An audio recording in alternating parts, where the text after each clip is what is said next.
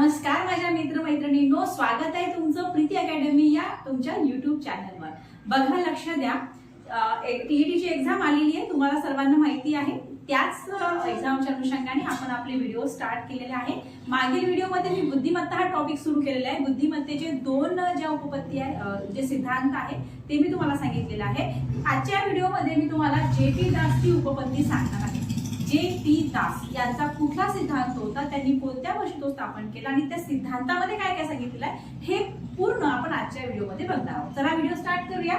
बघा, जेपी दास यांनी हा जो सिद्धांत आहे हा 1994 मध्ये मांडलेला आहे आणि या सिद्धांताची जी काही मांडणी आहे ती बुद्धिमत्तेमध्ये जे अवधान, कुटप्रश्न, प्रक्रिया आणि नियोजन या तीन प्रक्रियेवर आधारित आहे। म्हणजे जेपी दास यांनी जो बुद्धिमत्तेचा सिद्धांत मांडलेला आहे त्याचा बुद्धिमत्तेचा सिद्धांत या तीन गोष्टीवर अवलंबून आहे। कुठल्या तीन गोष्टी आहे? एक तर तुमचा अवधान, कुटप्रश्न आणि मग प्रक्रिया आणि नियोजन या तीन गोष्टीवर तो आधारलेला आहे। जेपी दास यांनी जे काही कुटप्रश्न सांगितलेले आहे त्याचे दोन प्रकार पडतात, एक म्हणजे समकालीन आणि दुसरं अनुक्रमणिक म्हणजे क्रमक्षम। ओके, आता हा जो जेपी दास यांचा सिद्धांत आहे याला पाच सिद्धांत असे सुद्धा ओळखले जाते। पाच सिद्धांताचं काय आहे की बाबा, पी म्हणजे तुमचं प्लॅनिंग, ए म्हणजे तुमचं अटेन्शन, एस म्हणजे तुमचं सायमल्टेनियस आणि पुन्हा यस म्हणजे तुमचा सक्सेस या नावाने हा ओळखला जातो। म्हणजेच काय आहे, लक्षात ठेवण्याची एक गोष्ट की जेपी दास यांचा जो सिद्धांत आहे हा पाच या नावाने ओळखला जातो। पी म्हणजे तुमचं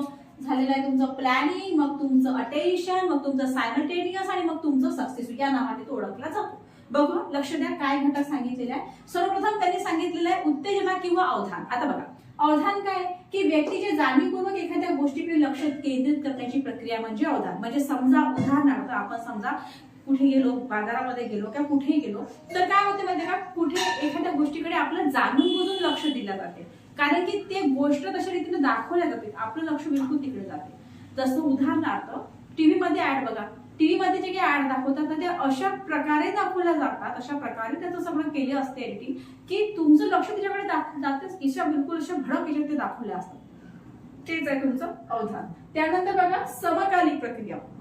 ही प्रक्रिया आपल्याला चित्रांचे अर्थ समजण्यास मदत करते। निरनिराळ्या उद्दीपकांना उत्तेजित करण्याचे काम ही प्रक्रिया करते। प्रात्यक्षिकरणासाठी किंवा सूचनांच्या आठवणीसाठी किंवा उच्च संज्ञा पाठांतरासाठी आपल्याला समकालीन प्रक्रियेचा उपयोग होतो। त्यानंतर बघा, ओके, त्यानंतर इथे आहे नियोजन।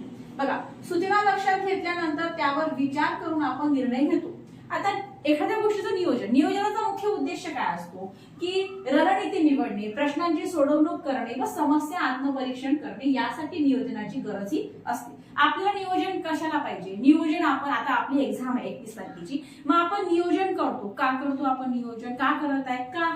कारण की आपल्याला असं वाटतं की आपली एक्झाम क्लिअर झाली पाहिजे। ओके, आपला बरोबर त्या वेळेत आपला अभ्यास झाला पाहिजे, अमुक एवढ्या वेळेमध्ये आपला अभ्यास झाला पाहिजे, त्यानंतर आपले पीवायक्यू झालं पाहिजे, है ना, आणि त्याच्यानंतर आपल्याला ते सोडवायचे पण आहे सगळे वेळ लावून। तर ह्या सगळ्याचे आपण रणनीती नियोजन करतो, नियोजन गरजेचं आहे। बघा, तर काय की रणनीती निवडणे आपण करतो ना, मग कसं करायचं बा, प्रश्नांची सोडवणूक करणे व समस्या आत्मपरीक्षण करणे या सर्वांसाठी नियोजनाची आवश्यकता आहे। म्हणजे समजा आता आपण पेपर सोडवायला घेतला, मग आता पेपर जर आपण सोडवायला घेतला तर मग आपण काय करू, पहिल्यांदा आपण एवढा टॉपिक आपल्याला करायचा बाबा, याची रणनीती आखली आपण।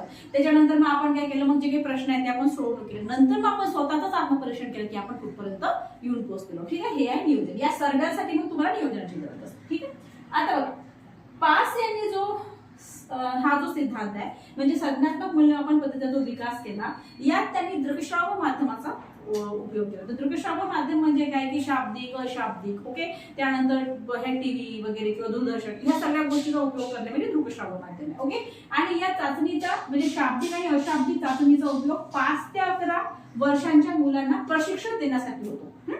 यांनी जे की चाचणी म्हणजे हे जे दृकश्राव्य माध्यमांचा यांनी जो उपयोग केला तो 5 ते 11 हे जे काही वया गटातले जे काही मुलं आहेत त्या मुलांना प्रशिक्षण देण्यासाठी तो होतो। ओके, बघा, लक्ष द्या, जेपी दास बुद्धीला नियोजन, जेपी दास जे होते ते बुद्धीला काय म्हणतात की नियोजन, अवधान, समकालिकाच्या स्वरूपात पाहते। बुद्धी प्रक्रिया सर्जनात्मकतेशी संबंधित आहे। जे जेपी दास आहे ते बुद्धीला कसे पाहतात? बुद्धीला ते नियोजन, अवधान आणि समकालिकाच्या स्वरूपात पाहतो, है ना, जेपी दास। आणि बुद्धी प्रक्रिया ही सर्जनात्मकतेशी संबंधित आहे असं त्यांचं म्हणणं आहे।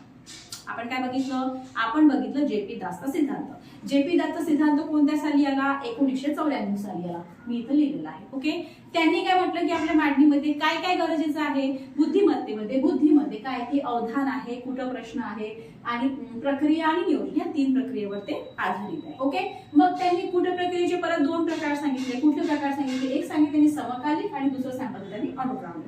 हा जो सिद्धांत आहे जेपी दासचा तो पास या नावाने ओळखला जातो. पी म्हणजे तुमचं प्लॅनिंग झालं, ए म्हणजे तुमचं अटेन्शन झालं, एस म्हणजे तुमचं सायमल्टेनियस झालं आणि परत एस म्हणजे तुमचं सक्सेसफुल झालं.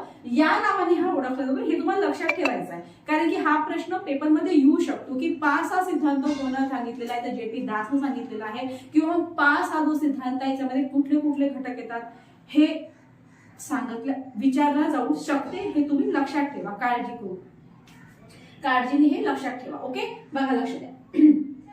मग त्यांनी सांगितलं उत्तेजना आणि अवधान. याच्यामध्ये त्यांनी सांगितलं की भाई अवधान, आता व्यक्तीच्या जाणीवपूर्वक त्याच्या गोष्टी लक्ष जाते. आता बघा, जसं आपण रस्त्यानं जातो ते खूप जास्त जोरात एखादा आवाज येतो किंवा हे होतं, तर इच्छा नसताना सुद्धा आपलं लक्ष त्याच्याकडे जातं. अवधानाचे 3 प्रकार पडतात, ऐच्छिक अवधान, अंशिक अवधान आणि सवयीचे अवधान. आपण एक व्हिडिओमध्ये मी सांगितलेलं आहे पूर्ण अवधान म्हणजे काय, अवधानाचे प्रकार, ह्या 3ही गोष्टी अतिशय चांगल्या प्रकारे मी समजावून सांगितलेल्या आहे. ओके, बघा आता हे समकालीन प्रक्रिया.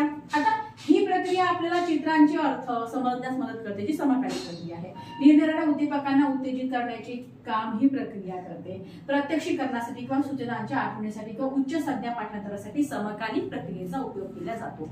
नियोजन बघा, नियोजन सांगितलं मी तुम्हाला की भाई कुठलीही गोष्ट करायसाठी तुम्हाला नियोजनाची गरज आहे ना, कारण की बघा रणनीती निवडणे झालं, प्रश्नांची सोडवणूक करणे झालं, व समस्या आत्मप्रश्न करणे यासाठी नियोजनाची गरज असते. मग पास त्यांनी काय केलं की संज्ञात्मक मूल्यमापन पद्धतीचा विकास केला आणि यात त्यांनी दृकश्राव्य माध्यमाचा उपयोग केला. तुम्हाला हे लक्षात ठेवावं लागेल की पास यांनी संज्ञात्मक मूल्यमापन पद्धतीचा विकास केला आणि त्यासाठी त्यांनी दृकश्राव्य माध्यमातून शाब्दिक अशाब्दिक चाचणीचा उपयोग 5 ते 11 वयोगटातील मुलांसाठी केला, मुलांना प्रशिक्षण देण्यासाठी केलं. ओके, हे लक्षात ठेवावं लागेल. आता बघा, 5 बुद्धिमत्तेला काय समजतो, 5 बुद्धीला काय म्हणतो की बुद्धीला नियोजन, अवधान, समकालिकाच्या स्वरूपात तो पाहतो बुद्धीला, आणि बुद्धी प्रक्रिया ही सर्जनात्मकतेशी संबंधित आहे असं तो म्हणतो. ओके, या व्हिडिओमध्ये एवढंच आपण 5 सिद्धांत बघितलेला आहे. पुढील व्हिडिओमध्ये आपण गिलफोर्ड आणि गार्डनर याला बघू, कारण की ते सुद्धा फार फार महत्वाचे आहे. आणि एक राहिली व्हर्नॉन आणि स्टर्नबर्ग, हे 2-3 सिद्धांत राहिलेले आहे. लवकरात लवकर आपण कंप्लीट करू आणि त्यानंतर आपण नेक्स्ट टॉपिक कडे वळूया. ओके, या व्हिडिओमध्ये एवढंच. थँक्यू.